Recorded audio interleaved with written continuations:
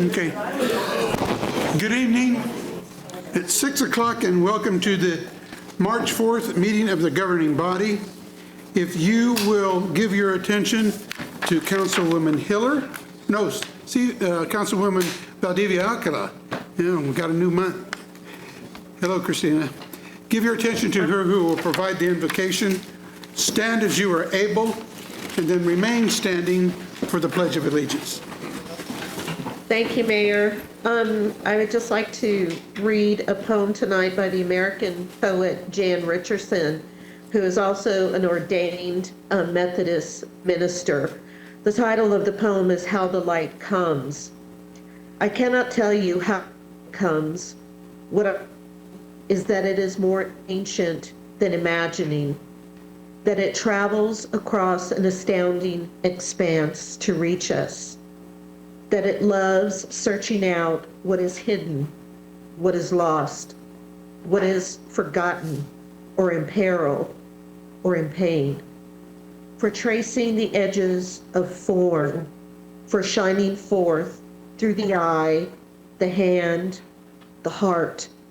I cannot tell you how the light comes, but that it does, that it will, that it works its way into the deepest dark that enfolds you, though it may seem long ages in coming or arrive in a shape you did not foresee. And so, may we this day turn ourselves towards it. May we lift our faces to let it find us. May we bend our bodies to follow the arc it makes. May we open and open more and open still to the blessed light that comes. Thank you, Mayor. Thank you. I pledge allegiance to the flag of the United States of America and to the republic for which it stands, one nation, under God, indivisible, with liberty and justice for all.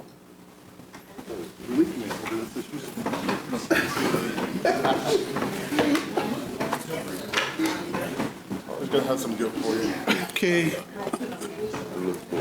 I missed the calling to order, so we are now. If Megan, if you call the roll, please. Okay. Mayor Padilla. Here. Hiller. Here. Valdivia Alcala. Here. Ortiz. Here. Banks. Here. Kell. Here. Miller. Here. Dobler. Here. Duncan. Here. And Hofer. Here. All right, we have 10 present. Okay, thank you. We'll move on to appointments. Madam Clerk. All right, we have a board appointment recommending the appointment of Jennifer Getz to the Downtown Business Improvement District Advisory Board to fill an unexpired term ending October 31st, 2026. Okay, you've heard the appointment is read. Is there a motion to approve? Motion to approve by Councilman Miller, second by Deputy Mayor. If you'll call the roll, please. Duncan. Yes. Hofer. Yes. Hiller. Yes. Valdivia Alcala. Yes. Ortiz. Yes. Banks. Yes. Kell. Yes.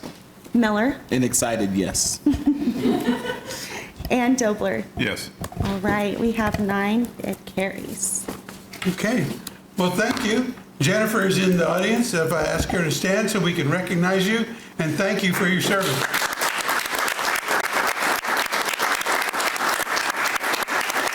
Thank you, Jennifer. Okay, we'll move on to presentation. Madam Clerk. We have a presentation on the legislative mid-session update. Mr. City Manager. Thank you, Mayor and members of the governing body. Whitney Damron, our city lobbyist, will lead us through this discussion.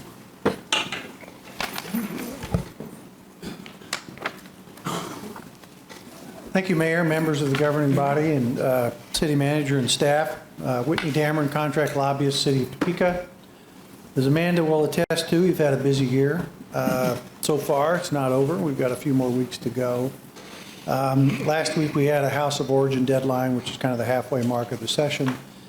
We've got this week and next week of legislative hearings, and then the following week, the week of the 17th, St. Patrick's Day will begin the second House of Origin deadline week, working towards a first adjournment of March 28th, and then legislators return April 10th for a scheduled 3-day veto session. So the end is near, so to speak, but a lot left to be done. The session has been rather compact this year because of an accelerated schedule from the House and Senate leadership. The session started about the middle of January on January 13th. Last year it started on the 8th, so there's about a week's worth of work we lost, and then it ends about a week early as well. So compressed the timelines for bill introductions, hearings, and action quite a bit, and it's created kind of a scramble with some legislation that's out there. Last session, or last year, the governing body adopted its legislative agenda, and we've pursued several bills on the city's behalf. The first one being the housing inspection legislation, which we took to the House Local Government Committee, and we've had support from the city staff, from Amanda testifying, your city attorney, as well as Council Member Valdivia Alcala, and then Kerry Higgins testified on that bill. We had opposition in the House from the Landlords Association, the Realtors Association, and then a Topeka landlord. We were able to mollify some of those concerns with amendments to the bill to really apply it to the city of Topeka, which was our intent all along. The way it's drafted now, it would have a 5-year sunset and apply to HUD properties. So that bill came out of the House pretty strong, 111 to 12. We had hearings on the bill this morning in the Senate Local Government Committee. The landlords came in neutral this time, said they're okay with the bill. We've addressed some of their concerns. The realtors didn't come in at all, so that was helpful. And then a Topeka landlord came in again, and I don't know if that was helpful or hurtful, but nonetheless, the chair said the bill looks pretty good to her, and they're going to take it up on Thursday. So we should know where that bill goes this week. Hopefully, no amendments, and we'll just keep making progress and move it on through the process to the governor instead of some of this back and forth that ends up with legislation that gets amended. We also brought forth the law enforcement age legislation to allow someone who's age 20 to enter essentially police training. They still could not become a commissioned law enforcement officer until they reach the age of 21. Chief Verleo testified in front of the House Federal and State Affairs Committee, only conferee. We had reached out previous to the hearings dating actually back to last year with representatives of the law enforcement associations, and then in January to the law enforcement, Kansas Law Enforcement Training Center, to see if they had concerns or recommendations to the bill. They chose not to make any. Our bill came out of the House on a vote of 97 to 24. There were some concerns raised on the floor that this is more complicated than what the city of Topeka wants to make it out to be. We have to amend some other statutes. We have to do some other things to the bill, and I think, quite frankly, some people were tuned into the bill and told, we don't think you should like this. That may or may not be accurate, but so we had a conference call with some of those entities, called Kansas Law Enforcement Training Center. They provided some suggestions, and whether that's something we can incorporate and move forward with, yet this session remains to be seen.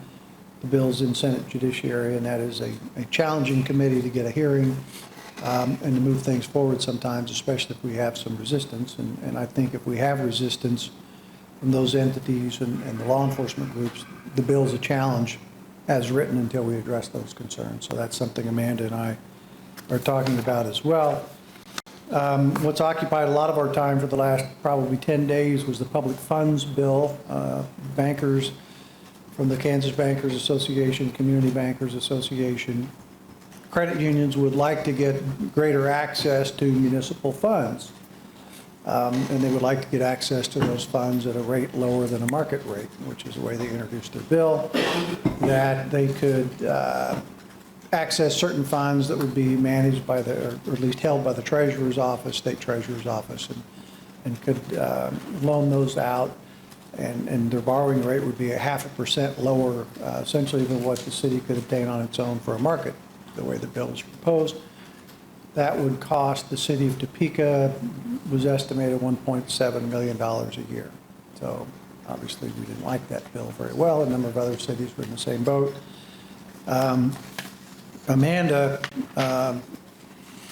took into studying the bill and got into Public Finance 101, and I think she graduated at a much higher level than 101, and kind of became, quite frankly, the lead negotiator from the municipal side, working with the league. Spencer was Councilmember Duncan was obviously involved, but spent a lot of time on it. We had suggested that the parties of interest should get together and just try to work it out, which ultimately happened with the city's financial advisor was involved. Amanda was at that meeting, and Executive Director of League of Kansas Municipalities on one side, bankers and others on the other, and the state treasurer kind of in the middle. And they put together a bill that I think everyone can live with, that advanced out of committee earlier this week, yesterday, and is probably in shape to where it doesn't have any further problems going forward now that the municipalities have said we're okay with the bill. First thing to go was the rate reduction, and then they negotiated some other aspects of the bill to make sure that municipalities had an adequate amount of surety with these funds being borrowed by various lending institutions. Yesterday was a good day so far for Metropolitan Topeka Airport Authority. We were successful, and I worked with the authority as well as obviously City of Topeka. But the Senate Committee on Commerce added $15.5 million to the Commerce budget that will now go to the Full Ways and Means Committee next week. That effort was led in committee by the three members from the Shawnee County delegation who are on that committee, Senator Dietrich, Senator Cluse, and Senator Titus. So they worked very well together and very strongly in support of that amendment. It's a long ways from being done. It's a challenging budget year, and that will be tough to keep, but there's an effort underway to try to do the best we can to support that. But at least it was progress coming out of the committee.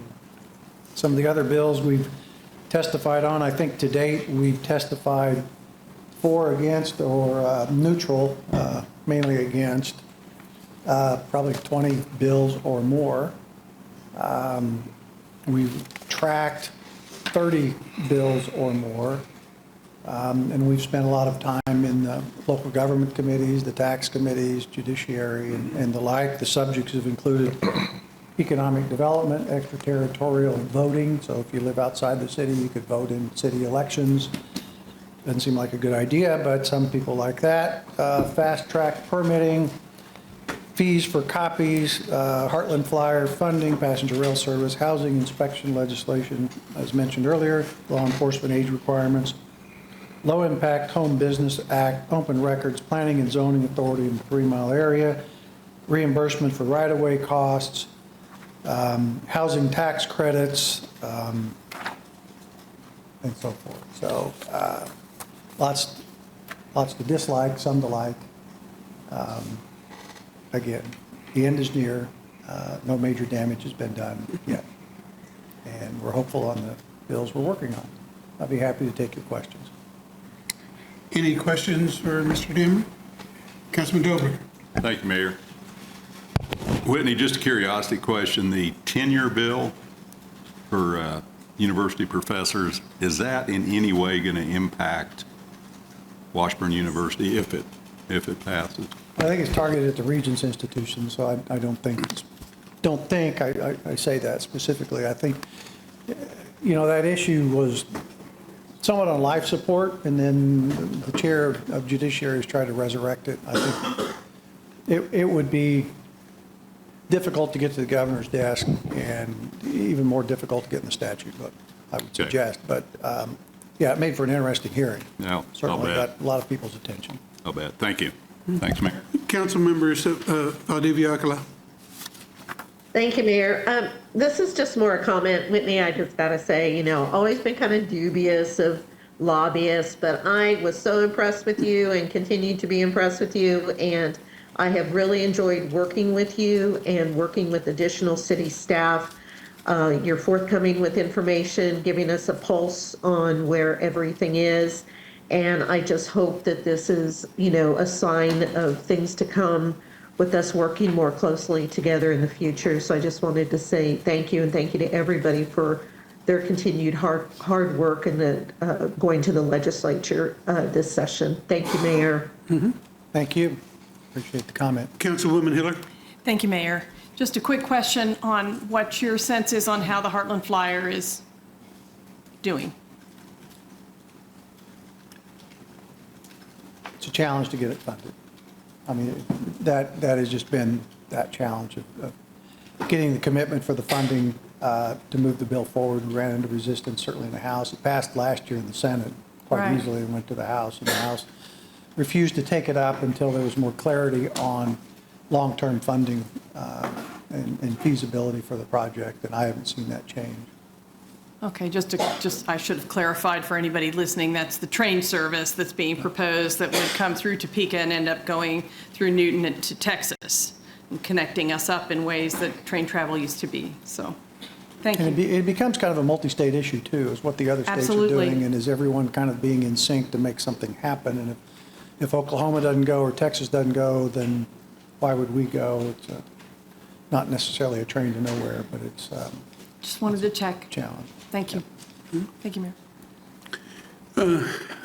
Councilman Duncan.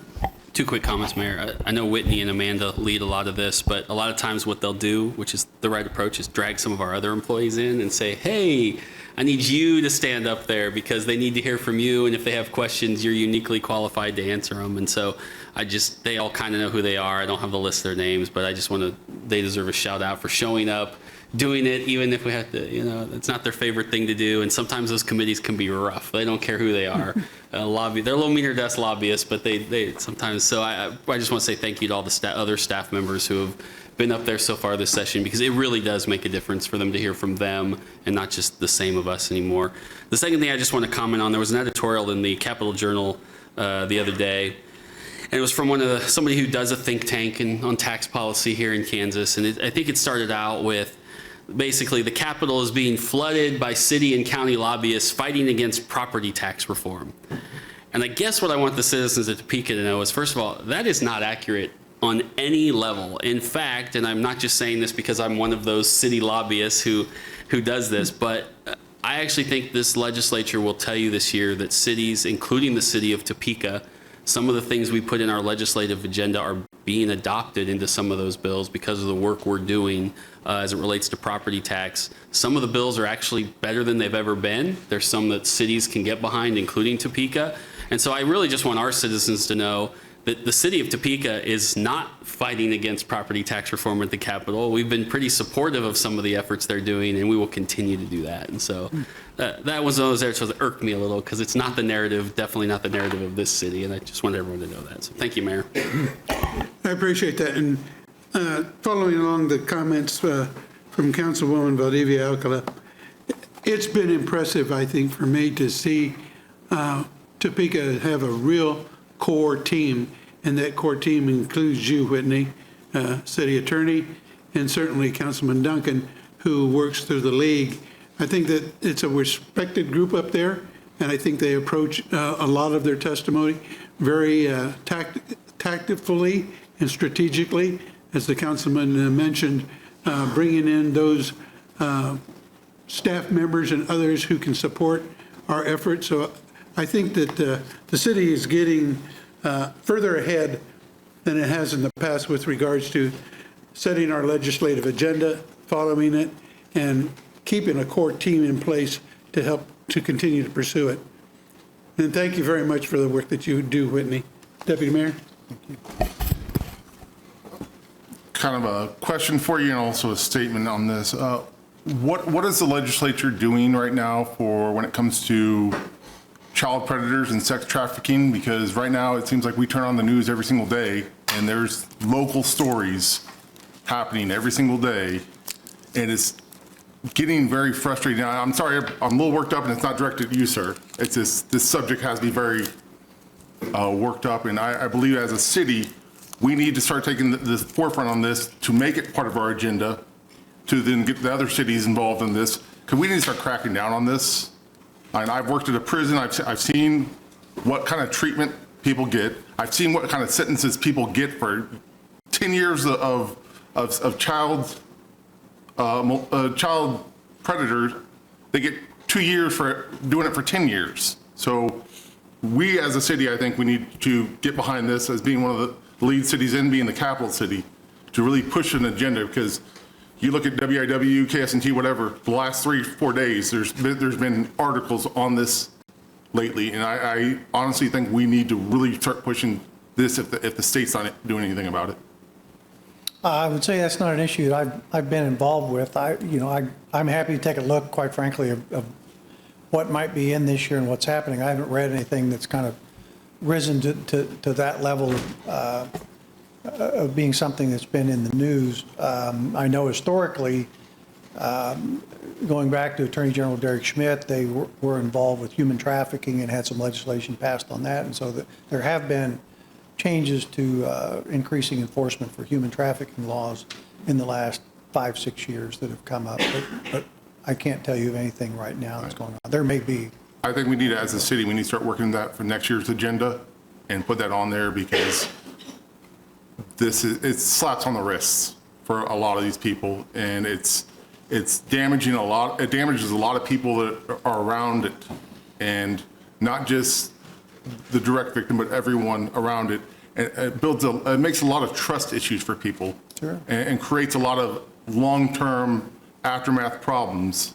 And honestly, I'm just sick and tired of seeing it in the news every single day. We're not doing enough to make it where people are like, well, let me think about this for a second. It's like I said, I've worked in the prison system. I've seen people with so light of sentences that it's disgusting. And I think this needs to be on our agenda next year as probably pretty much our #1 topic. Deputy Mayor, as the city prepares its legislative agenda, there's ample opportunity to bring subjects up like this, so we can, in fact, as a body, endorse them or make sure that we're going down the path that we all want to go as a city. I would agree that any kind of actions that we can do to protect the children in the state is something we should look into.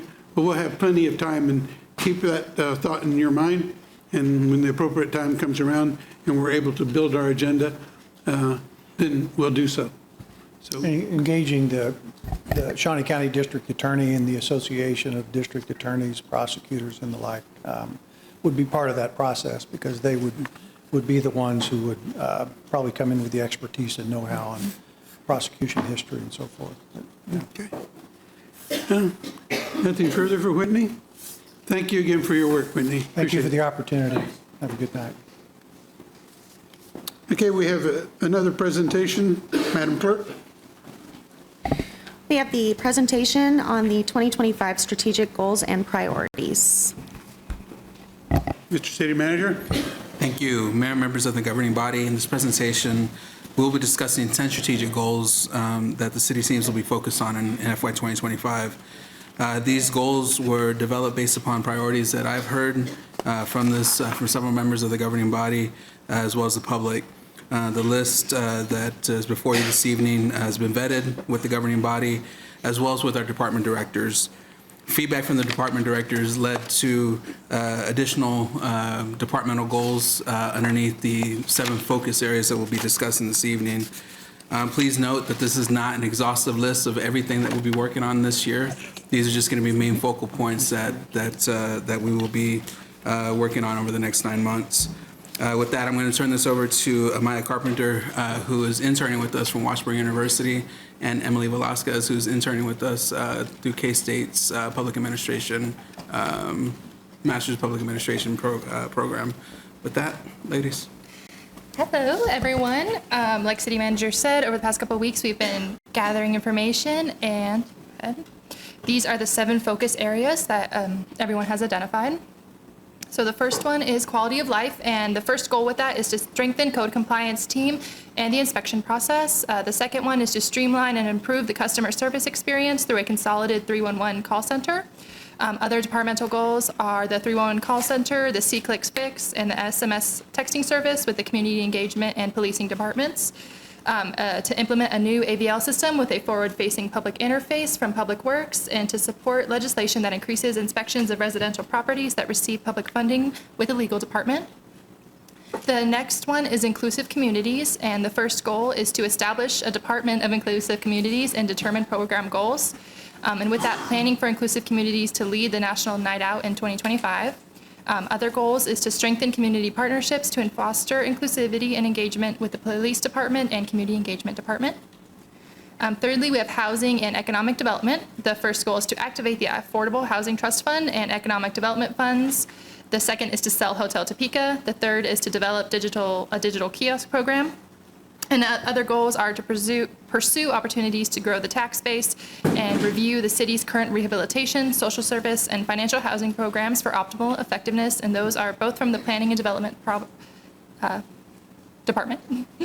And then fourth, we have homelessness, and that is to move forward at least one homelessness initiative with the one-stop shop, a low-barrier shelter, or a tiny home community. And then just continue collaboration with Built for Zero and all hands-on-deck initiatives.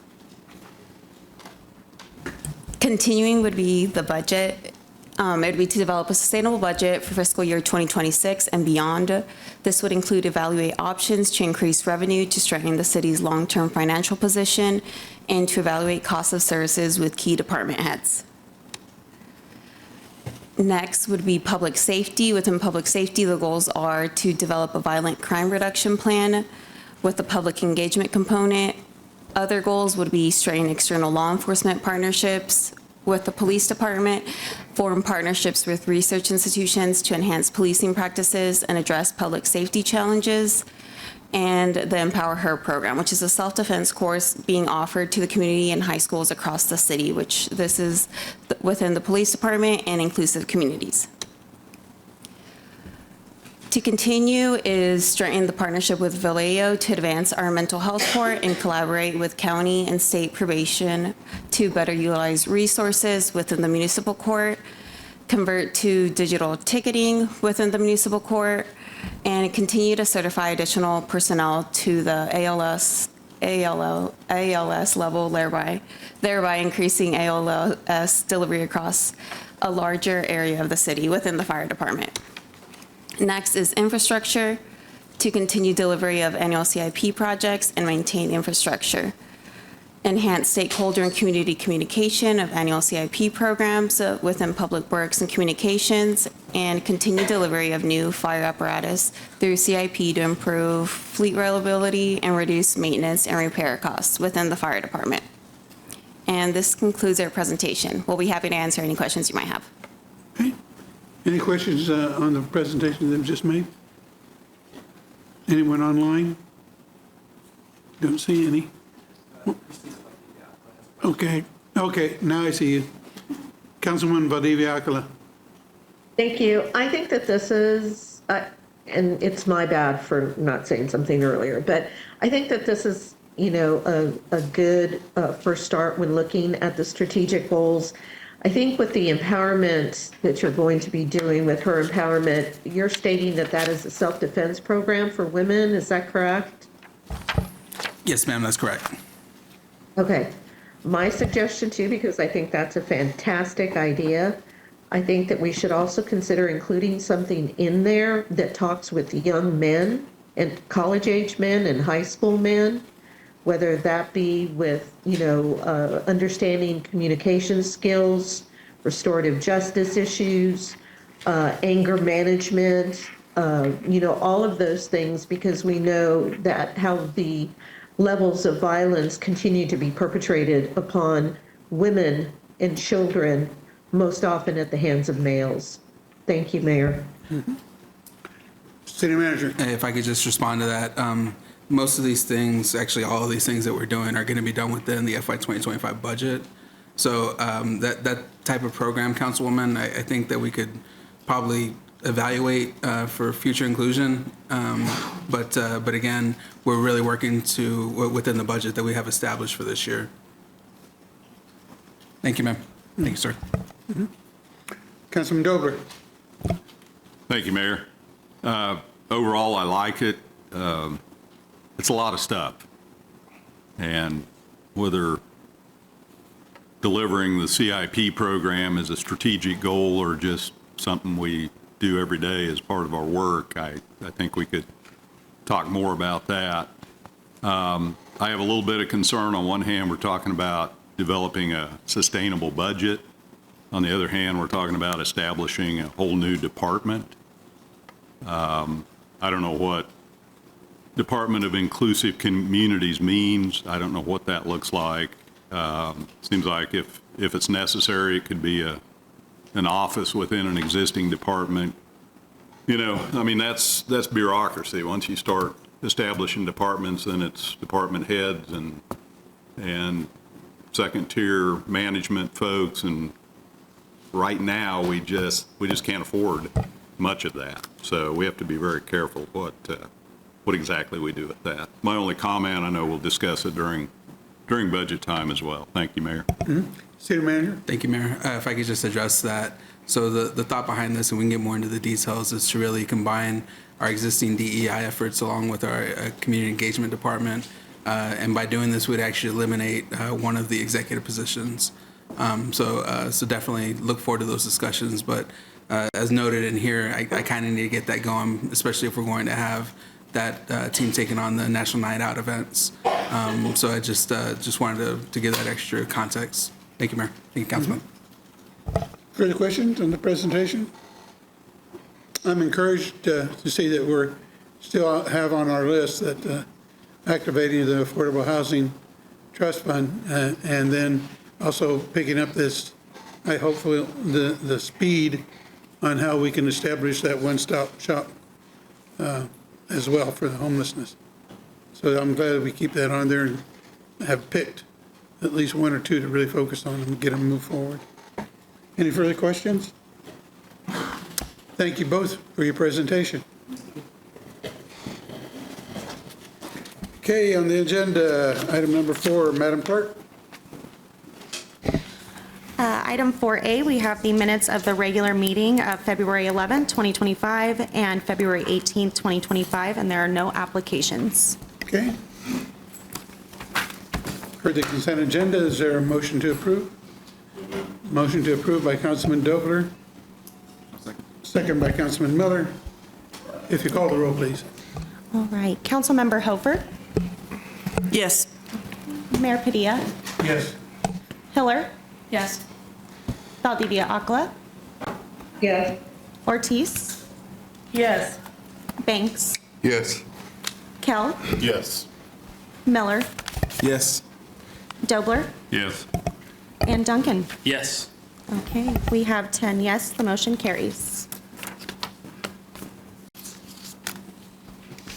Thank you very much. Okay, we'll move on to agenda number 5. Our action items is listed. Madam Clerk.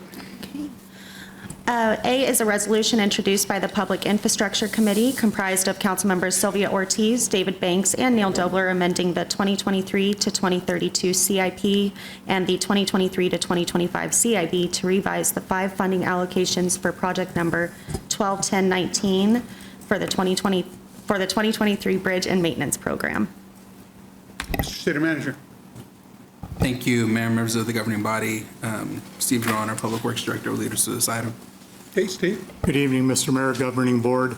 The 2023 bridge maintenance funds were used to pay for the biennial bridge inspections and were to fund the Branner Bridge repairs in the spring of last year, but this project was delayed to 2025 due to the River Road project.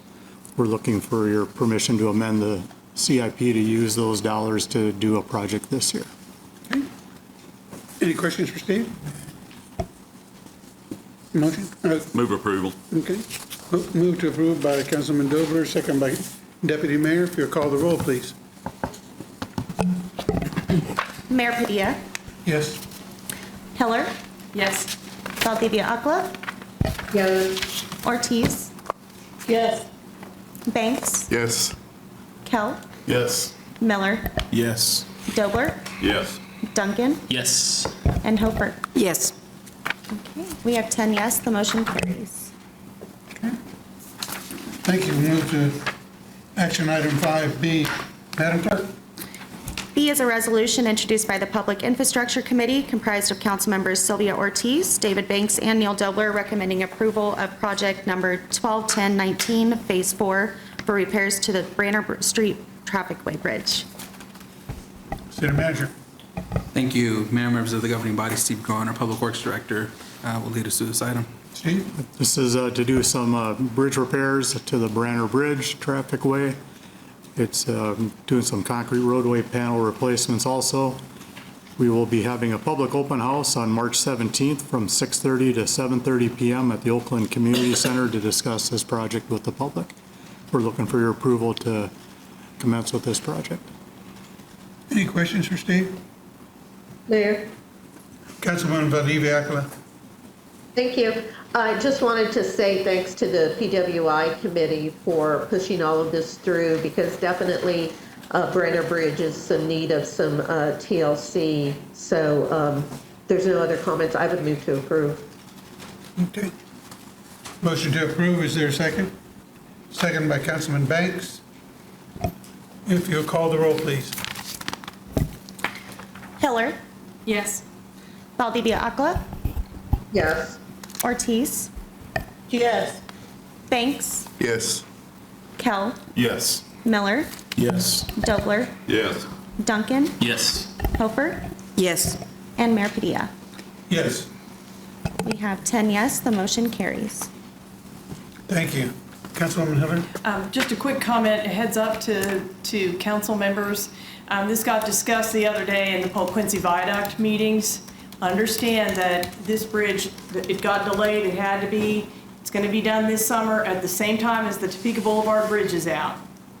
And there will be other stuff going on in the downtown area, so just be aware for yourself and for constituents and public questions. Kansas Avenue Bridge will be open, but it's going to be tricky to get around. People will have to get through and take the River Road out or take the Sardi Bridge to get to Oakland, or else go all the way out to East Topeka and come across Golden. I think Steve kind of addressed that when you have that public meeting. Yeah. There'll be some real awareness about how it's going to affect the traffic flow there. Yes, sir, there'll be a lot of public outreach in this project just to minimize disruptions. Thank you. Move to action item C. Madam Clerk? C is a resolution introduced by the Public Infrastructure Committee comprised of council members Sylvia Ortiz, David Banks, and Neil Dobler, recommending approval of project numbers 701049 and 2813, Phase 5, for street and utility improvements on Southwest Topeka Boulevard from 21st Street to 15th Street. City Manager? Thank you, Mayor, members of the governing body, Steve Groen, will lead us through this item. Mr. Mayor, this is the next phase of our Topeka Boulevard reconstruction. This will include road reconstruction and water main replacement. With your approval tonight, we'll look to start this project in June of this year with a completion in December of 2026. We held a public open house back on February 6th, which was very well attended, and looking for your approval to commence with this next phase of Topeka Boulevard. Councilman Duncan? What is the timeline of the intersection at 21st and Topeka? Because I only get asked that about every 10 minutes when I walk anywhere in public. It's about as often as we get asked as well. We were finally able to get some concrete poured last week, and the goal is to have that open yet this month. Okay, great. Deputy Mayor? Sort of follow up on that, I was going to kind of get on that. Will that 21st intersection be open while this project will be going? Because my thinking is access to the expo center from the far side of town. Mr. Mayor, Councilman Cal, there will be no road closures associated with this project. We're going to do it under traffic. All right, thank you. Sorry, I have the mic on. Councilwoman Hiller? Thank you. Just was going to shoot that question to you again. No road closures, but there'll be one lane go in each direction during the course of this project, right? Correct. So, just so everybody knows.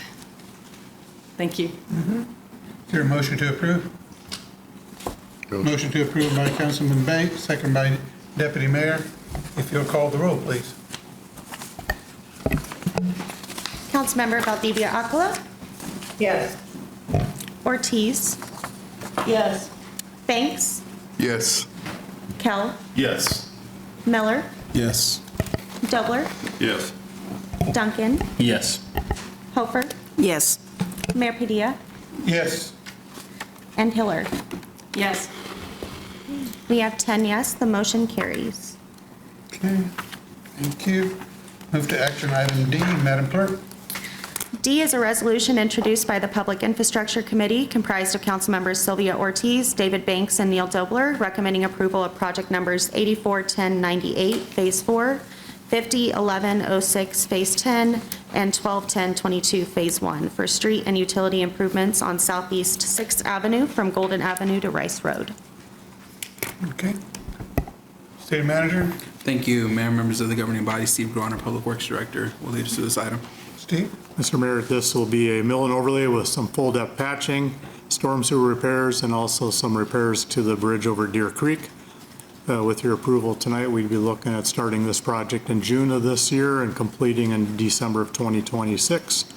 We are planning on holding a public open house on March 13th from 5:30 to 6:30 at Victory City Church, and we're looking for your permission to commence with this project. Okay. I recognize Councilwoman Ortiz. She has a question. Thank you, Mr. Mayor. I'd like to make a motion. This project is long and overdue. We've been waiting for a long time, so with that, I'd make a motion to approve. Motion to approve by Councilwoman Ortiz, second by Councilman Banks. If you'll call the roll, please. Councilmember Ortiz, Yes. Banks, Yes. Kell, Yes. Miller, Yes. Dobler, Yes. Duncan, Yes. Hofer, Yes. Mayor Padilla, Yes. Hiller, Yes. and Valdivia Aquila. Yes. We have 10 yes, the motion carries. Okay, motion carried. We'll move to action item E. Madam Clerk. E is a resolution introduced by the Public Infrastructure Committee comprised of council members Sylvia Ortiz, David Banks, and Neil Dobler, recommending approval of project numbers 701039, 141037, Phase 1, 501081, Phase 27, 501107, Phase 2, 291129, Phase 1, 281250, Phase 4, and 121005 for street improvements, utility improvements, traffic signal installation, and bridge repair on Southeast 29th Street from Kansas Avenue to Adams Street. Okay. Mr. City Manager. Thank you, Mayor, members of the governing body. Before I turn this one over to Steve, I also wanted to point out that one of the departmental goals for the CIP this year was to increase our communication with the public as we move these projects forward, even if we don't have schedules. And so earlier this week, between Communications and Public Works, we had a great press conference, and we pushed out maps of all the work that we'll be doing this year to include these 5 projects. So just wanted to point that out before I turn it over to Steve. Thank you, Mayor. Thank you. Steve. Yeah, thank you, City Manager. Mr. Mayor, Governing Board, this project, a big portion of this project this year will be to replace the box culvert bridge over Butcher Creek underneath the Burlington Northern Railroad Bridge. There'll also be some water main replacement and repairs going this year. Next year would be a mill and overlay with some concrete panel and curb and gutter replacements and the installation of a traffic signal at Fremont Avenue. With your approval and pending railroad permitting, we're hoping to start this project in May or June of this year and complete next summer. Looking for your support to commence with this project. Councilman Dover. Thank you, Mayor. More of a comment here, actually 2 comments. First one's for Steve. We like to say Burlington Northern Santa Fe here. Yes, sir. North Country was BN. Just a personal preference. Little K-State math here. It looks like the 5 projects that we're approving tonight, somewhere just south of $25 million. For those folks out there that complain that nothing ever happens on our streets, we're spending a lot of money and doing a lot of good things. I look at the number of streets that have been overlaid and other repair done to them in the last couple of years, particularly in anticipation of Pope Quincy, and it's pretty amazing, as well as a lot of streets just in local neighborhoods. We are getting a lot done. $25 million is a lot of money for, it's a lot of projects for Steve's staff to manage. And I know they're often shorthanded, but they do a great job of that. We appreciate it. I know people, for the most part, don't really see it. They see the orange cones and the signs and get frustrated at the detours and all those things, but we are doing a lot of work to preserve our infrastructure. And with that, I'd make a motion to approve, Mayor. Motion to approve by Councilman Dobler. There's a second from Councilwoman Ortiz. Your comment? Yes, Mr. Mayor, I'm glad that Neil brought that out. And I would ask the citizens to also look at the location of these projects. A lot of them in Oakland, Southeast, East Topeka. And again, we always get slammed where there's never anything done. 6 in Golden. I mean, when I look at all these projects, it's ecstatic. And when I think about this last project that we're now talking about, there's been a bridge under the railroad track that has been broken. It's just, people can just fall in the creek. So I'm ecstatic, and I'll second that motion. Steve? Quick comment, this project also, Councilman Dobler, we're replacing the water main, which broke again last week. And that's work that a lot of people don't see when they go by these projects. It's also going to tie in 2 pressure zones for the utility department, which will help them manage the water system throughout the city much more efficiently. Thank you for that additional information. Deputy Mayor? Just kind of saying thank you for the hard work you all do. And then I know a lot of people sit there and I've seen a lot lately is we don't ever pick a good time to do a project. Well, it's kind of, we go off of what's priority, what's needed through the city, and sometimes that makes it a little bit of a jigsaw puzzle from going one side of town to the other. But if I remember right, we're up to the minute on Google Maps with our road closures, I believe. So if you're trying to get across town and you're not sure exactly which roads are open or closed, pop up Google Maps. We're up to the minute on that, so it can make it a little easier to try to navigate around town. Okay. Thank you. I'd like to thank the committee who's done such a good work on all of their public infrastructure decisions, because that was we created that as a standing committee, and that's been one of the hardest working committees I think that we've had, and it's really helped us move these projects like that.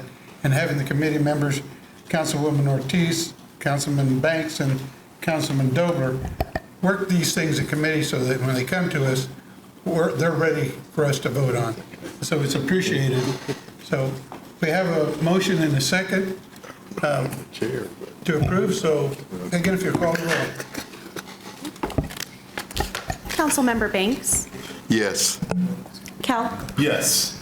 Miller? Yes. Dobler? Yes. Duncan? Yes. Hofer? Yes. Mayor Padilla? Yes. Hiller? Yes. Valdivia Aquila? Yes.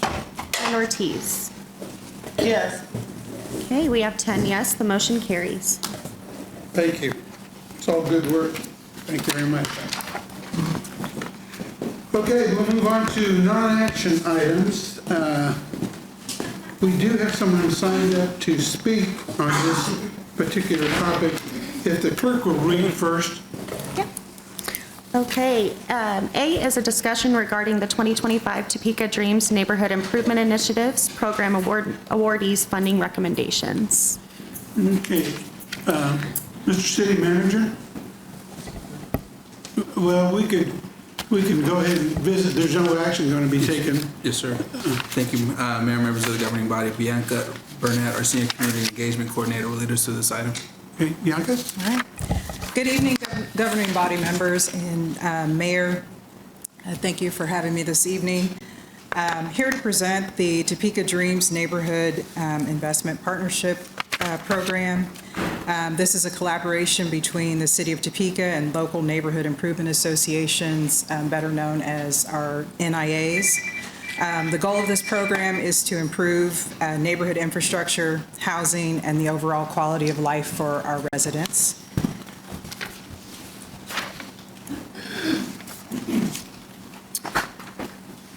Priority community projects identified by our neighborhood improvement associations are incorporated into the city's capital improvement plan, the capital improvement budget, and the HUD CDBG funding priorities.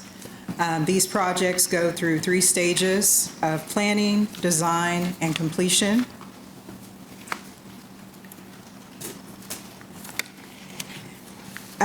This slide is an overview of the DREAMS initiative. There are several initiatives. So DREAMS 1 is every 2 years, one active NIA is selected to receive up to $1.5 million in infrastructure improvements, $150,000 in necessary utility upgrades, which includes water, sanitary sewer, or storm sewer, and up to $330,000 for housing rehabilitation and affordable housing investments. The DREAMS 2 Housing Rehabilitation Program, every 2 years, up to 4 active NIAs can receive funding for major housing rehabilitation within those neighborhoods, minor housing rehabilitation, voluntary demolitions, and infill housing. A total of $330,000 is available, and that funding is allocated on a first-come, first-served basis to qualified property owners within those neighborhoods. The DREAMS 2 is our larger infrastructure neighborhood projects, and every 2 years, multiple larger projects are selected to receive between $100,000 and $1 million for improvements, totaling $1.5 million in available funding. An additional $150,000 is allocated for utility funding. That's water, wastewater, stormwater utility projects that are in alignment with the larger infrastructure projects. And then the DREAMS 3 neighborhood program is our annual mini grants program. And those grants range from $1,000 to $50,000 with a total of $200,000 available. These funds support small infrastructure improvements, neighborhood beautification, and community building efforts. And this includes $140,000 typically from GEO bonds or other city funding, and another $60,000 from CDBG funding. So tonight, I'll be presenting the Citizen Advisory Council's recommendation for the 2025 DREAMS program allocations. And we had a consultation meeting process. So from January to March of 2024, neighborhood leaders had the opportunity to meet with city staff from various departments to discuss their project ideas, ensure funding eligibility, and obtain cost estimates. In September of 2024, the NIAs submitted their preliminary applications, which were then reviewed by the city staff team for feasibility, budget estimates, and compliance with regulations. This is just an overview of the staff team that participated in those neighborhood consultation meetings.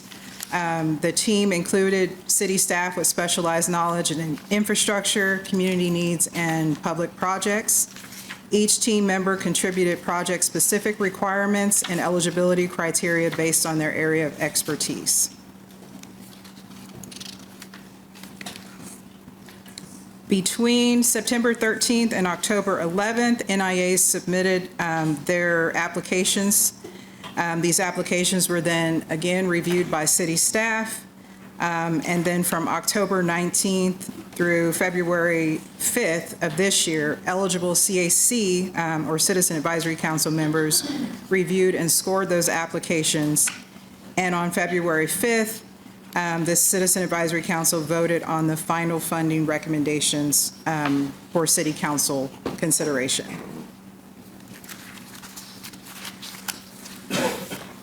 Those recommendations are as follows. So for Dreams 1, the historic Old Town neighborhood was recommended to receive the $1.5 million in infrastructure improvements, $150,000 for potential water, sanitary, and storm sewer upgrades, and up to $330,000 for housing rehabilitation and affordable housing investments. For Dreams 2, the housing rehab program, the Highcrest neighborhood was the only one to apply. So Highcrest will receive up to $330,000 in housing rehabilitation funds for eligible property owners within the neighborhood.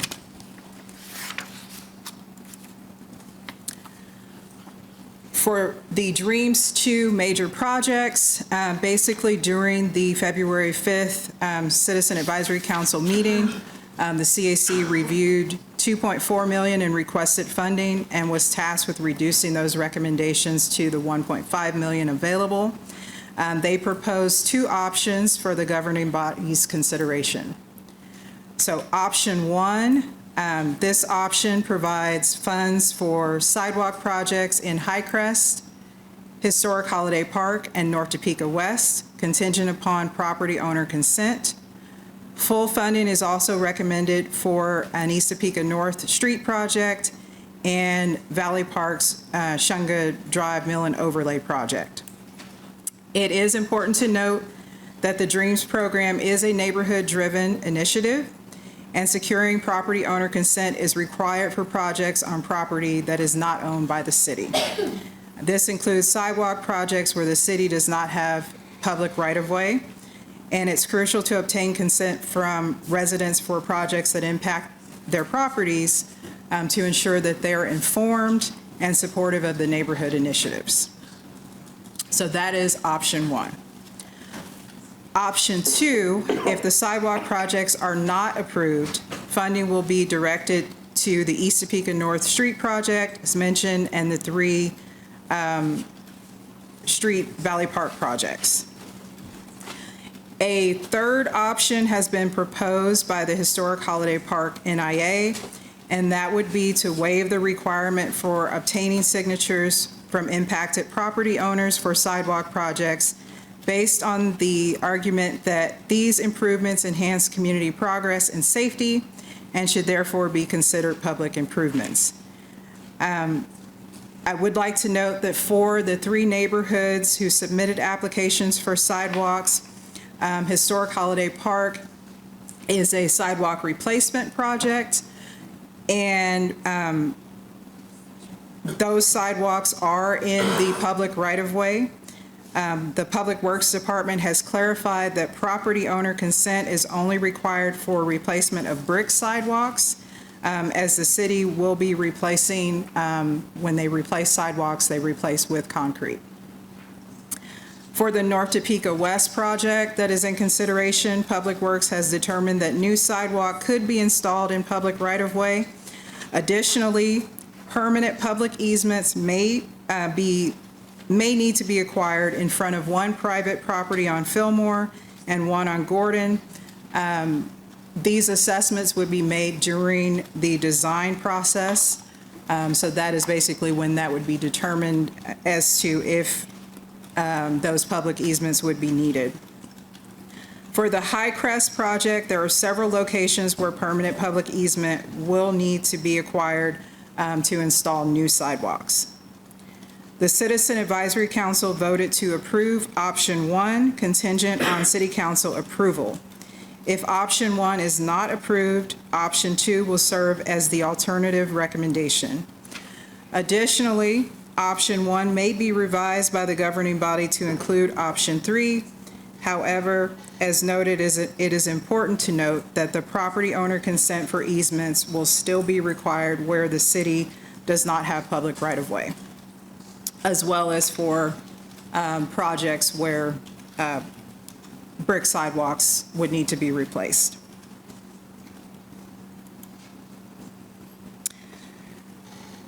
For Dreams 3, the Citizen Advisory Council proposed awarding $45,000 for the Central Highland Park Southeast 21st Street Crosswalk Project and $44,520 for the Valley Park Southwest Class Avenue Mill and Overlay Project. They also voted to use any unspent Dreams 3 funding as contingency for both Dreams 2 and Dreams 3, excluding the CDBG portion of that funding.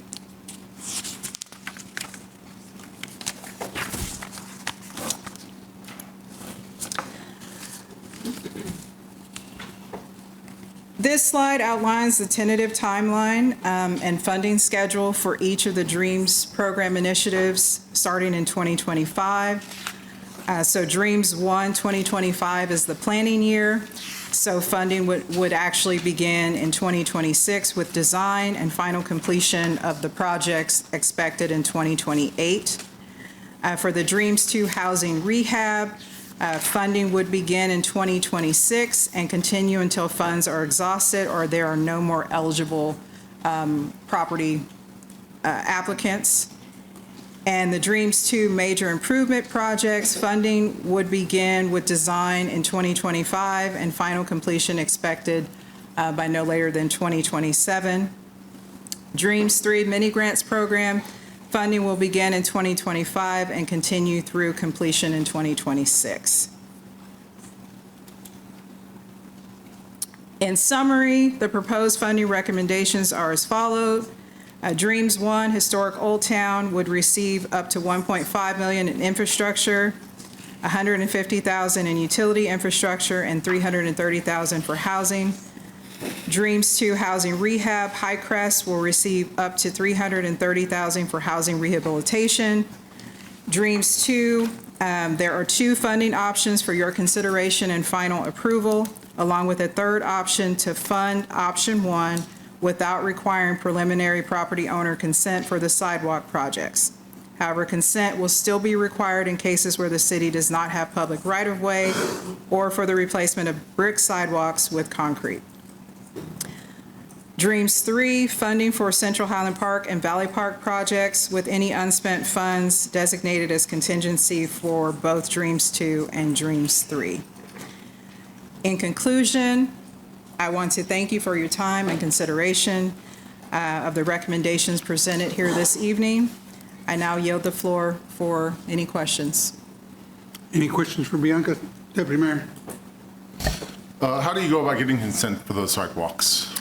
So typically, consent for our Dreams applications, we require a letter or an email from the property owner, basically stating that they are in support of the project and in support of the use of their property for that project. Thank you. Councilman Banks? Bianca, just for my clarification, what are the parameters that makes you an active NIA?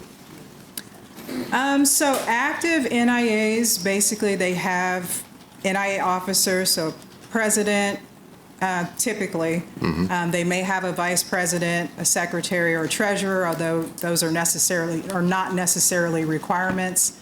But they are active in that they have regular meetings, they are doing regular activities within their neighborhood, and a majority of the neighborhoods that applied are active in the Citizen Advisory Council as well. So the number of attendants is not a consideration, or? That is not something that the city would consider. Each NIA is governed by their own bylaws, and so we would have to look at bylaws to see if there's anything that would be different for each particular NIA. Okay. School sidewalks, are those repair of existing sidewalks, or are we looking at new sidewalks?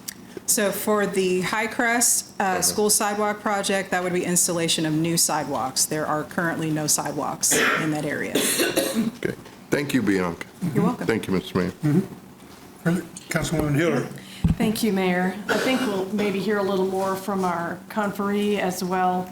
I sat in on the first two CAC meetings where this was discussed, and I really do support the alternative.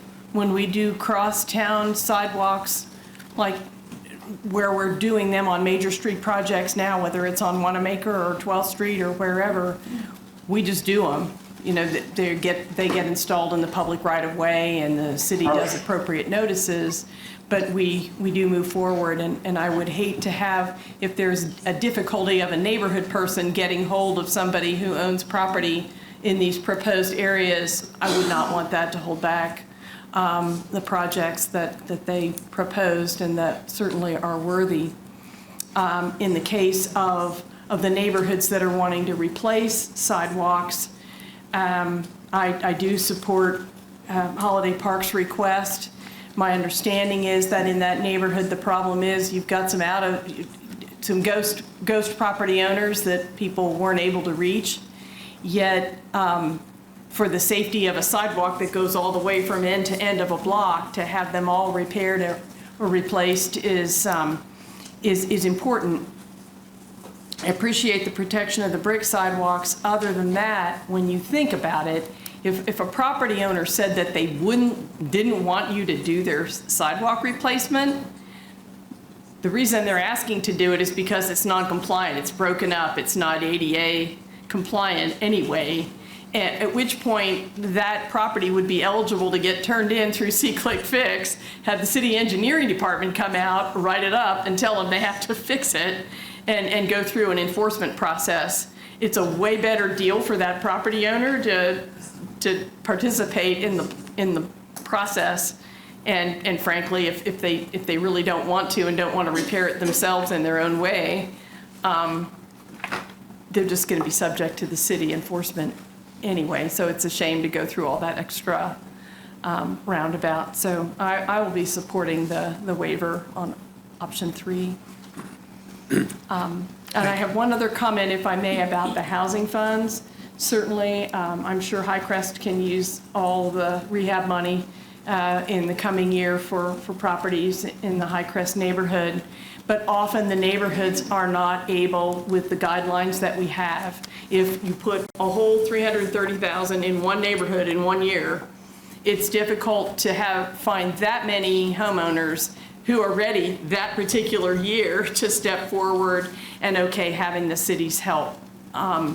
So I think that they're looking at it, but I would sure like to see those cut loose so that people in any neighborhood who need that substantial rehab on their house can get in line. Sometimes, we used to do it that way years ago. Sometimes people would have to wait a year or two, but instead of lots of door knocking, which the neighborhoods are still always welcome to do, it lets, sometimes it takes a while to talk Mr. or Mrs. So-and-so into accepting that assistance, getting their kids to support them, and getting that paperwork done.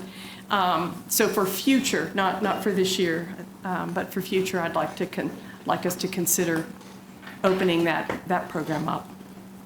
Thank you, Mayor. Councilwoman Ortiz. Thank you, Mr. Mayor. I just want to commend staff. I've been sitting in on a lot of the meetings and talking to staff, and they have done a superb job of helping the members, the NIA members, Neighborhood Improvement Association members, on filling out their grants, getting their paperwork done. If it's wrong, looking at it, taking them by the hand and showing them what we're expected out of them. And I think that's we've come a long way in doing that. I'd also like to thank the CAC members who are volunteers that put in that extra time to move this process forward, a process that they voted on several years ago. And I'd like to thank them as well for moving forward. So if you don't see an NIA in there, or you're wondering where their voices, or they did, it's mostly because they probably didn't fill something out. And I know in East Topeka, we've been really trying to push forward, because I'd just like to encourage the NIAs to move forward with those grants and fill them out and submit them, because you're losing money. And so again, I just want to thank Bianca, Monique, staff, you know, I know there was a street and Braxton said we need to do it through the grants, and he was right, you know. So again, the Dreams Grant. So I just wanted to say thank you for their hard work. Okay. Seeing nothing further. Bianca, thank you very much. And we do have someone signed up today to speak on this. Shamika King Sims. Thank you, Mayor. She's not here. I'm going to check and make sure she's not on Zoom. Shamika King Sims. Okay. Did I take her place? Sorry, sir. We have a procedure. Mayor?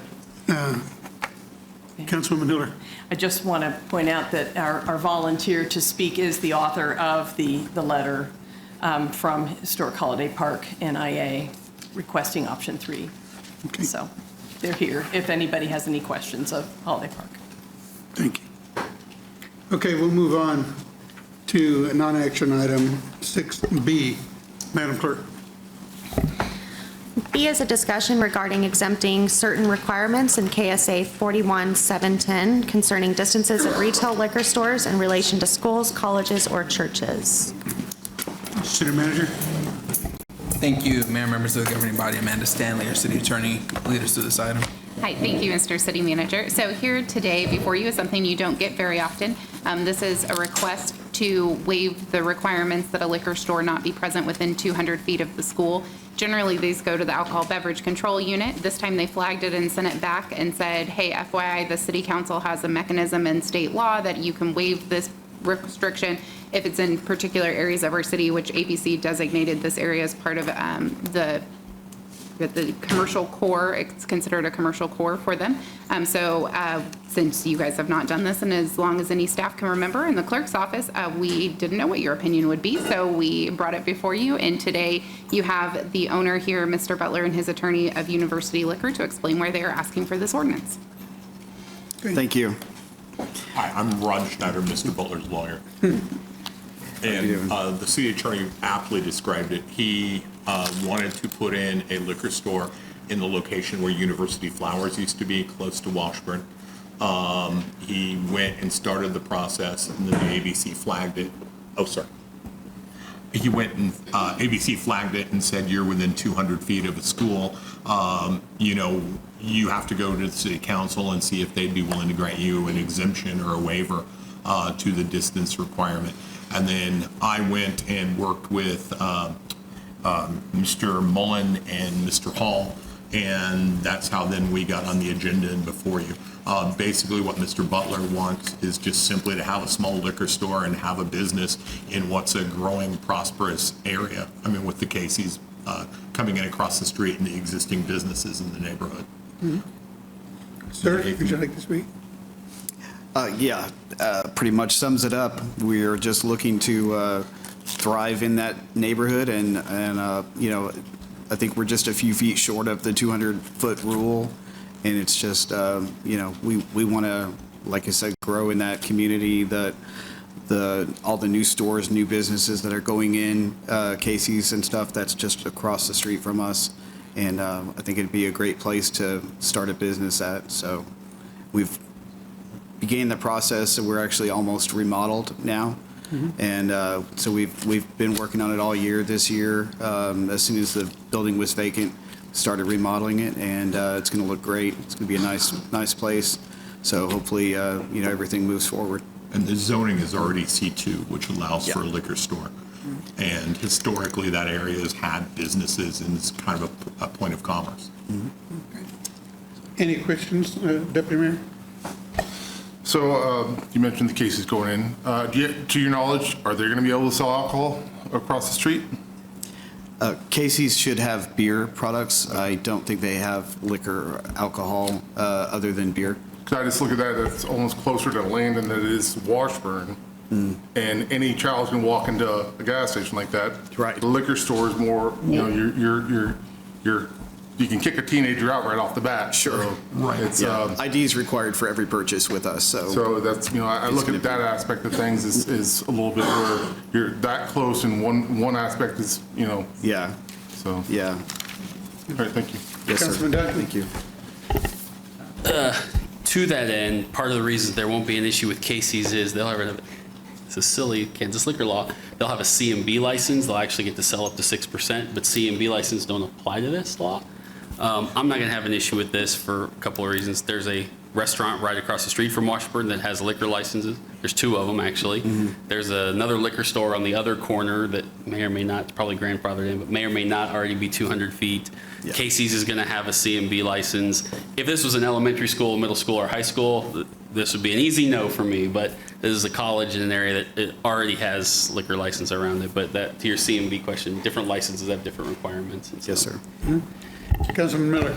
Thank you, Mayor. And with that thought, the reason I'm going to be saying no or not voting for this is because we already have a ton of options around there. Having liquor stores at every single corner doesn't help people as you may think it is. I'm not against business, and I want you to have a thriving business, but I just don't want to saturate any certain area with a bunch of liquor stores unnecessarily. Right. Thank you. Councilwoman Hiller? Thank you, Mayor. I will support it. I think it almost made me chuckle. I mean, 200 feet must be to the border of Washburn University, but the closest dorm or classroom building or administrative building is probably at least 600 feet away from that particular building. Also, not really terribly long ago, for those of us who were around before the College Hill development went in, there was a liquor store right there and had been for a long time at 16th Street where Washburn and Lane come together. It even had a drive-through window and did a reasonable business. And so that we have not had that amenity there since College Hill was developed. But this would be a small replacement for something that we had. So thank you. Councilwoman Valdivia Acala? Thank you, Mayor. I too will not be supporting this. I hope that you can, have success wherever else that you want a business. I think it's a poor place for a business to be. I don't think that we need, as Councilman Miller was saying, saturation. There are so many places to drink around that area. We know college kids drink. We know we can't keep alcohol away from them. But, there's plenty of other places, in my opinion, to have a liquor store rather than an already overly saturated area. Thank you, Mayor. Deputy Mayor? It's kind of, I think, a little odd that we're looking at it as oversaturation. We don't do this with any other business. We don't say, oh, there's already 5 T-shirt businesses in this area. We're not going to allow another T-shirt business to open up here. I understand this is liquor. This is more of a in-depth situation. But to sit there and say, oh, we can't have something in a certain area because it already exists there, doesn't allow for the open market to dictate what works. I've said it for a while that we sometimes have an oversaturation of certain things. Coffee shops, for one thing. I feel like we have a new coffee shop opening every week on every corner, and we have, as a city, have not done anything to stop all of these coffee shops right now. But it's one of those things of just because this contains alcohol, which I believe is actually safer than, and like I meant, the instance with Casey's. Casey's is closer to Landon. Any child can walk into Casey's, go over to liquor area, go over to the beer area, grab a beer, shove it in their backpack, and walk out the door. Liquor store is a little different. You have a middle school kid walk in the door. The bar, whoever's working there, they're like, get the hell out. Yeah. So just to sit there and say something already exists there, to not allow something to go in there just because we don't do that with any other business in town. So that argument there is a little suspect to me. Just to sit there and say, now, if it's something historic that meant something, I could see that. But just to sit there and say no because we already have one there, I don't see that argument because we don't do that with any other business. Thank you. Councilman Miller? Thank you, Mayor. Although I respect Deputy Mayor's comments, people don't get DUIs from T-shirts. and they certainly don't do it from coffee. We have a lot of coffee spots. We could add some more, sure. But the big picture issue with having saturated liquor stores, especially in areas that aren't, that are very susceptible to alcohol being a detriment to their lives. The more access to it, the easier it is for people to do it. I'm not saying that they shouldn't be able to drink alcohol in their adult life, but we don't need more places for more people to dive and go down longer rabbit holes of addiction. That's just my thought. Thank you. To my knowledge, is there any other liquor store within 2 or 3 blocks of your location? That's kind of what I was thinking. The only liquor store is College Hill Liquor, which is a drive-through only, and it's in 21st and Washburn. Down by Ichabod's. Yeah, by the Ichabod. That's the only other store to purchase liquor, or wine or anything like that. There's several establishments to drink. Even on the corner, I think they have alcohol at the coffee shop right there at 17th and Washburn on the corner. I believe they sell alcohol there. Obviously, there's Margarita Halesco's. There's different, the Ichabod. But as far as purchasing alcohol to take home, that's the closest thing is College Hill Liquor.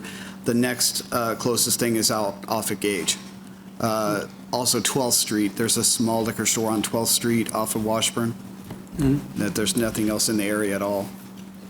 Well, I can remember, as Councilwoman Hiller talked about in the past, when College Hill had quite a few drinking establishments. I never heard any concern there about a concentration of drinking establishments. I mean, wherever you have it, responsibility comes into play for the people who go down there and what they do with those access. I'm at this point not going to say I would vote against it, but I'm a little concerned that that maybe we, as a governing body, aren't asking the right questions about how there may be an impact in that neighborhood, if any. Making assumptions, I think, is something that would be a fault for us in trying to make a decision. Yes, sir. But I understand. I appreciate the fact that you've brought it forward. I'm sure there'll be more discussion. And tonight there is going to be a vote on it, and we do have somebody to speak to this item, so that might help the governing body as they consider this. Yeah. And I think, it comes down to 20 feet is what it really, if the building sat 20 feet further, it wouldn't even be an issue. So that's kind of where we're at. Okay. Any further questions for the applicant? Okay. Seeing none, thank you, gentlemen. Thank you. Thank you very much. And to this item, we have signed up to speak Danielle Twemlow. Danielle?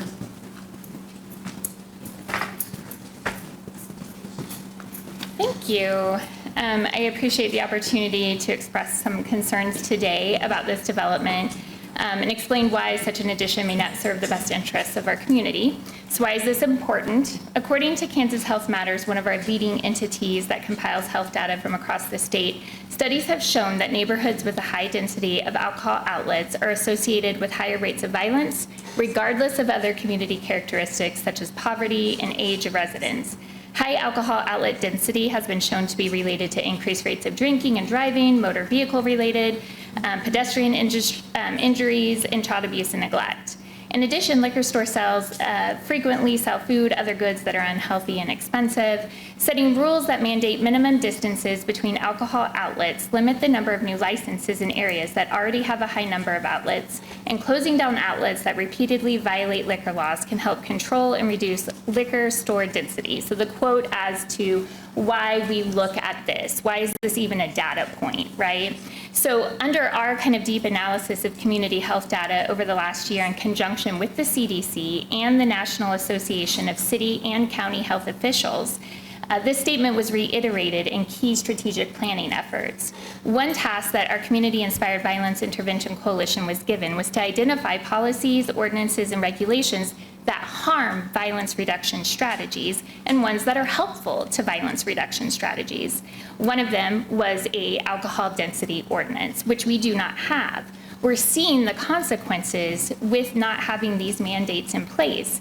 Our community has double the national average of liquor stores within our community at 19.7 per 100,000 people compared to 10.9 nationally, also nearly double from this, the average at the state level. At the same time, Shawnee County's violent crime rate is 75% higher than the national average and 50% higher than the state average, with the surrounding neighborhood of this liquor store being the highest violent crime rate in our community, according to data we received from TPD. So the neighborhood has already faced historical disenfranchisement, a failed TIF district, food insecurity, and disproportionate social determinant of health inequities. Adding another liquor store will only deepen these struggles, and knowing that key stakeholders were likely not even engaged in this conversation because we didn't have to rezone, so those steps that we would do to engage community wasn't needed. So just on the drive over here, I went ahead and picked up the phone and contacted New Dawn Rehab Service, which is less than 2 blocks away from this, less than 2 blocks. If we go a few blocks the other way, we have another addiction entity that's the other direction. And picking up the phone, just driving over here, Nancy answered and gave me permission to share a conversation, which was that she was not aware that this was potentially going in. And obviously, they would not ever advocate for additional liquor stores. But through our conversation, had a real concern about people who are coming and getting those services that are constantly driving by, and that being a trigger. We have 2 of those on that street alone where people are trying to get help and assistance. It's just something they would be driving by pretty frequently. We're also going to have these students who are nearby who have more access, which we know is only going to, by all health data, by all numbers that we ever have, will increase that likelihood. So this is a neighborhood that we have been focusing on improving the social determinants of health factors, and this would not be a healthy addition to the community, and I certainly hope that we engage more members to have that discussion about whether it's welcome. Thank you. Thank you. Okay, that is all of our agenda, except for the public comment portion, and we have 2 people signed up. Ms. Lassiter?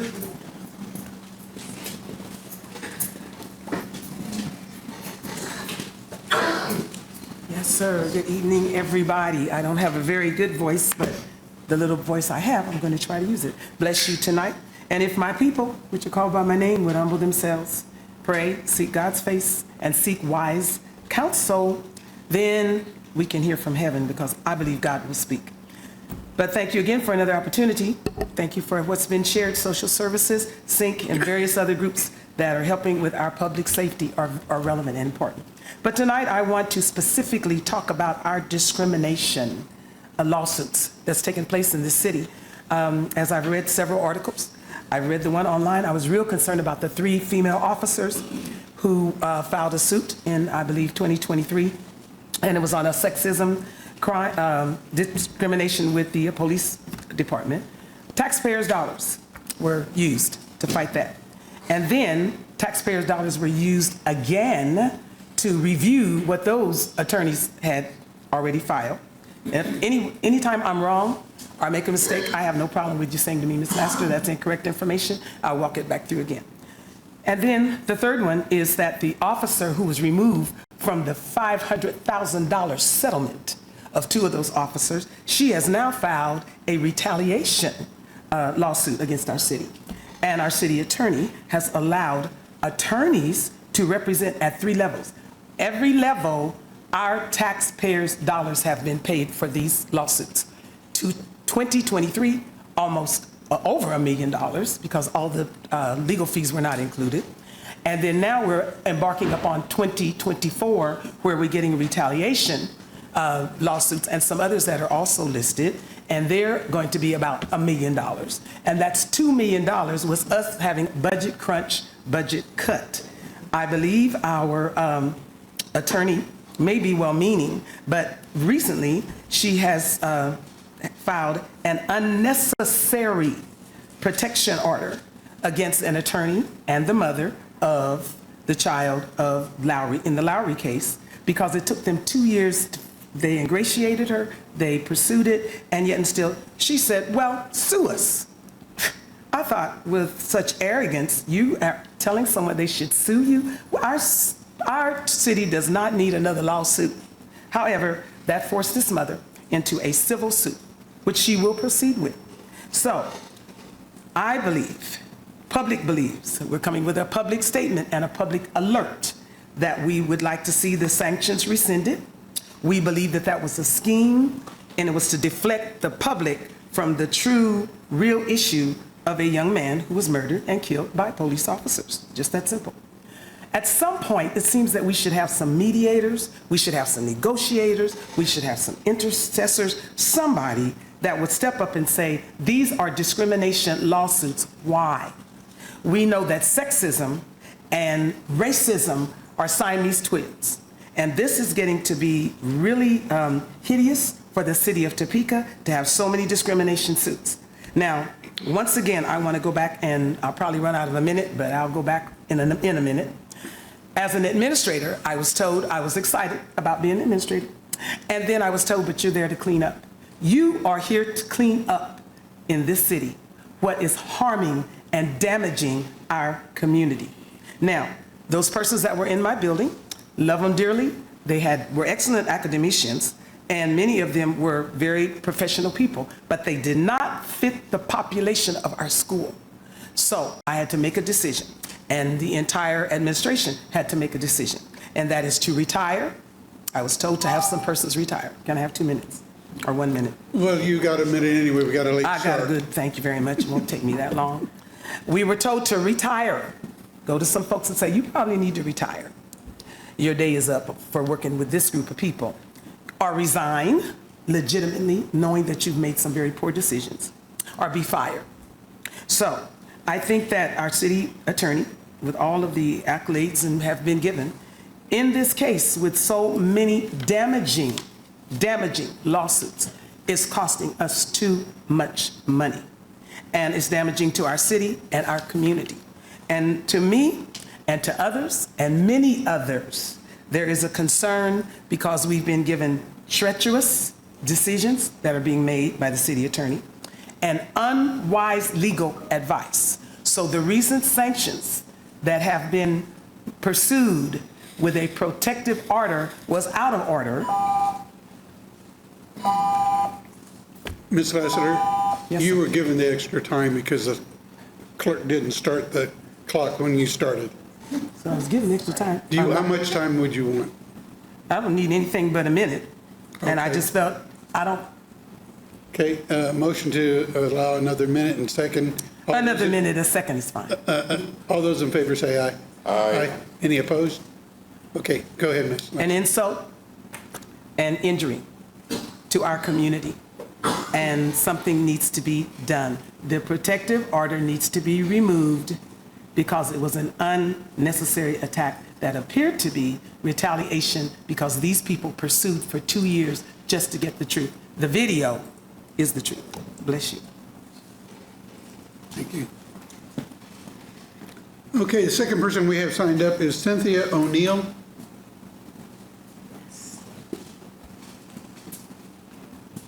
Thank you so much for this opportunity to share with you, and what I will share is based upon my personal opinion. Our tax dollars are being wasted by the city attorney by forcing cases to be brought into the court. The first one of which comes to mind is the forcing of the hand of Dennings, the attorney of record in the Lowry case, to sue for the release of a police video. The video could have been released upon the request of the family before it even went to court, but it was denied as not being in the interest of the public. But why wouldn't it be? One of our community members was killed by the police, and I think that that is of an interest of the public. Additional taxpayer dollars are now being wasted in effort to sanction Attorney Lassiter Saunders and Ms. Duncan, the plaintiff in the case. Why? The video was released to the attorneys of record, the Dennings, who inadvertently gave the video to Lassiter Saunders without sharing the knowledge of the protective order being in place. The Dennings have acknowledged that, and in my opinion, this was an inadvertent misunderstanding. We spend our tax dollars on going to court to sanction these two individuals, a mother of a child who has lost their father, and an attorney who's actually trying to help the family.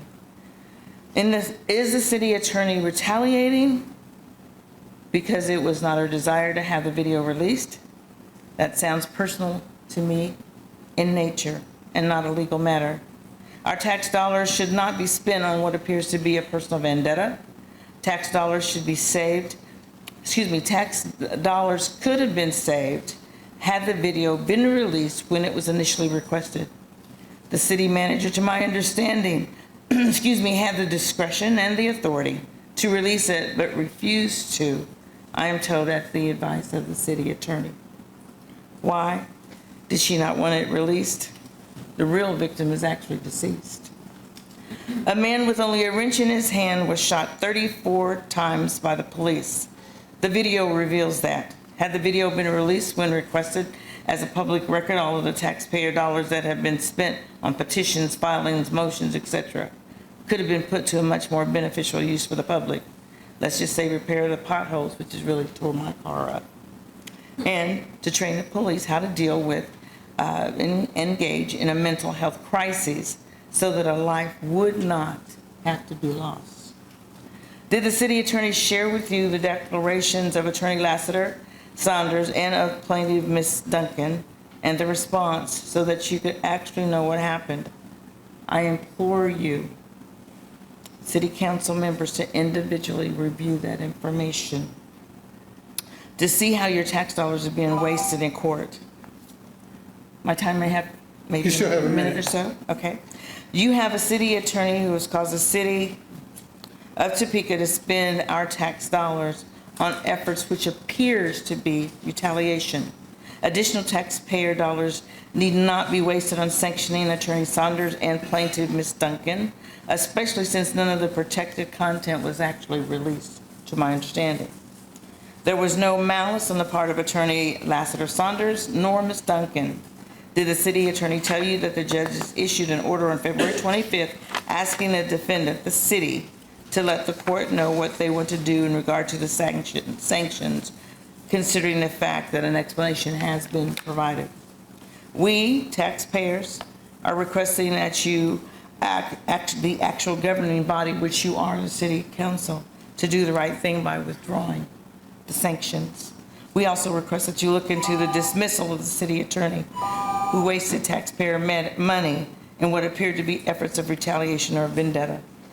Okay, do you require more time because Okay, your can I time have is up? just maybe 1 minute? Just 1 minute? Or even a half a minute? It's just one sentence here. Let's not vote from one sentence. Go ahead. Okay, thank you. Why didn't she want the tape released? And why, who is she really protecting while wasting the taxpayer dollars? Just asking. And thank you very much for your time. Thank you. Okay, those are all the persons signed up for public comment. We'll move to announcements. We'll start with Councilwoman Valdivia Alcala. Thank you, Mayor. I didn't realize my camera was off. Just telling folks to be careful. You're on mute. Really? Can you hear me? Try again. Hello? Hello? Can you hear me? We can now, yes. Okay. So just tell folks to be careful tonight with this possible storm that's coming in. Take care of each other. Don't go out on the roads. And that is all I have. Thank you, Mayor. Councilwoman Ortiz. I have nothing, Mayor. Okay. Councilman Banks. I don't have anything. Thank you, Mayor. Deputy Mayor? Just reiterate what Councilwoman Valdez said about be safe on the streets. It'll be about 10 o'clock to midnight when it starts freezing. We already have a bunch of rain on the ground, so please be careful out there. Also, congratulations to all of our area athletes that participated in state this past weekend. Then we have some other sports going into their playoff seasons coming up, so good luck to all of our area teams that are going to state, and then all the ones that have just racked up their seasons that did well. Thank you. Councilman Miller? Nothing from me, sir. Thank you very much. Councilman Dober? Thank you, Mayor. I am going to say something, even though I know we all want to get home, but I don't think it's any secret that I've made a decision not to pursue this council seat this fall. I will not run for re-election. I was appointed to this seat in 2019, and for that I thank the mayor and Councilwoman Ortiz and Councilwoman Hiller, among others, for their support. I did at that time want to run and win, which I did, 70%. Thank you. Just saying. Just saying. Just saying. And I've had a great time. But I said back then, I thought one term would be plenty, plus the 2 additional years. And as I've approached 2025, it's become clear, I mean, you have to have a passion, you have to have the desire to be here, to do the work. And at some point, you start feeling that you just don't have that anymore.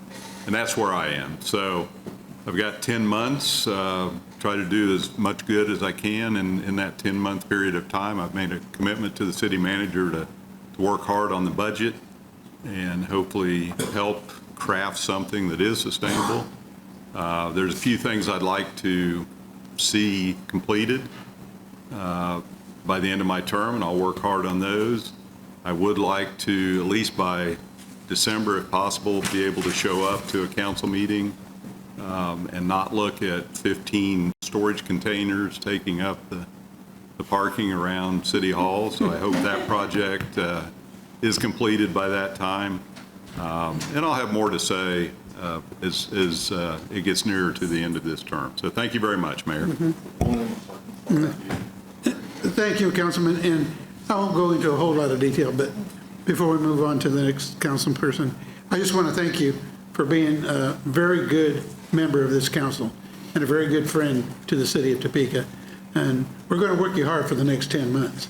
But I know you're up for it, and your knowledge is, it's hard to match your experience and knowledge that you have with the city. So thank you, sir. Well, he's not dead. He's not dead yet.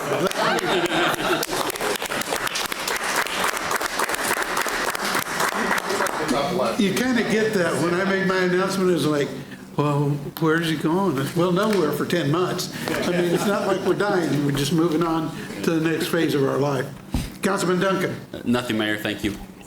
Councilwoman Hofer. Nothing tonight, Mayor. Councilwoman Hiller. Nothing, thank you. Okay. One last thing I just want to comment on. I had the privilege this morning of spending some time at Loman Hill Elementary, reading to a group of, I think it was 5th graders. And as usual, you know, they want to do an introduction, get a bio of you and stuff, but I didn't do that. I told them I get tired of talking about myself. I just soon talk to the students and ask them if they had any questions, because how often did they get a chance to ask questions of the mayor? And believe me, those kids had a lot of questions. In fact, we had to squeeze in the reading of the book, and then after that they had more questions, and eventually the principal had to say, okay, that's it, one more question and we got to be on. But I was impressed at their young age how aware they are of what's going on in our country. There were a lot of questions about the federal government, our current president, how they're going to be affected.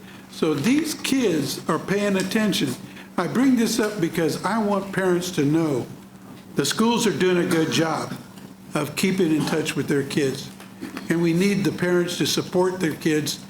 And when these kids ask you those same questions at home, give them a good, thoughtful, educated answer. And that's what these kids deserve. And again, if you ever get a chance to do some of these things, I know throughout the year you get to be, what is it, principal for a day and stuff. Those are other good opportunities to interact with the youth of our city. So I would encourage you to continue to support our local schools and our public school system. And think about what you say around your kids, because they're listening. So there's no need for a executive session. No further business come before this body.